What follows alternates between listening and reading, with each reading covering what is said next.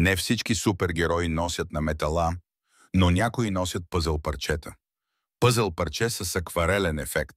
Пъзъл парчето е най-разпознаваемият символ на аутизма. Може да бъде в ярки цветове – синьо, червено, жълто, зелено или в нежни акварелни нюанси. Безкрайност със сърце. Символът на безкрайността, преплетен с малко сърце или пъзъл парче, символизира безкрайната сила, търпение и любов към аутистичната общност. Невронна схема с пъзъл елемент.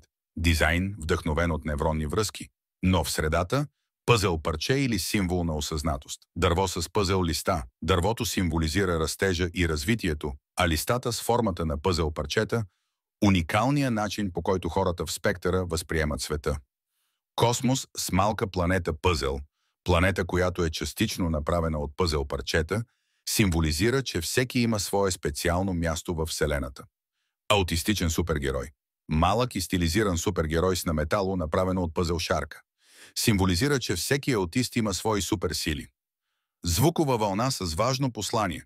Звукова вълна, оформяща думи като «Be kind», «Бъди мил» или «See the world differently». Виж света различно.